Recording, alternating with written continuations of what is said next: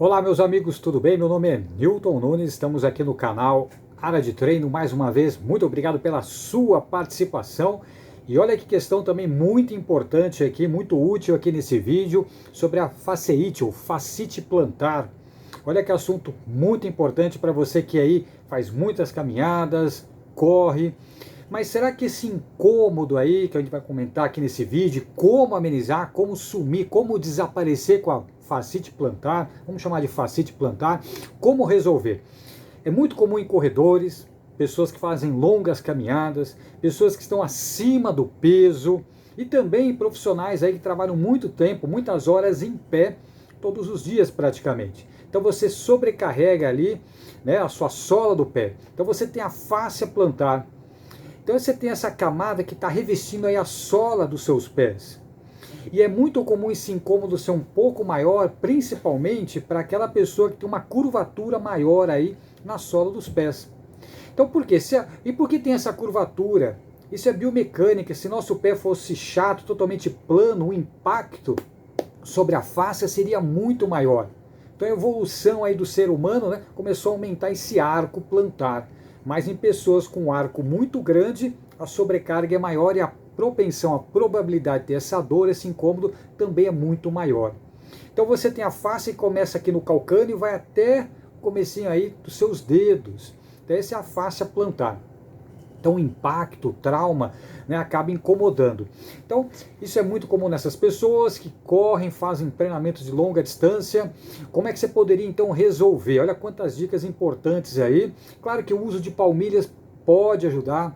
Reveja, repense aí um pouco o tênis que você estiver utilizando também, para amenizar esse impacto aí, para ter um impacto, um amortecimento maior. E também existe aí os alongamentos.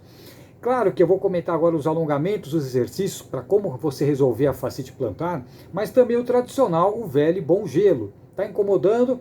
Passa ali o gelo no final do treino, no final do dia, em alguns momentos durante o dia, massageando movimentos circulares aí na sola do seu pé, para amenizar esse processo inflamatório, esse incômodo ali naquela região, o velho e bom gelo.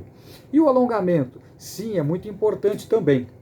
Então é claro, você tem a panturrilha, né, o tríceps sural, tendão de Aquiles, né, e o final dele já ali no calcâneo, onde é o início aí, né, da fascite plantar, né, da face aí que você pode ter esse incômodo.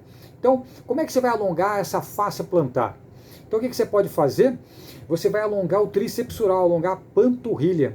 Então, aquele velho e bom tradicional também, alongamento da panturrilha, usando o apoio da parede, né, deixa um pé à frente, outro atrás, a perna da frente flexionada e a de trás estendida para você alongar bem aí a sua panturrilha. As duas, é claro.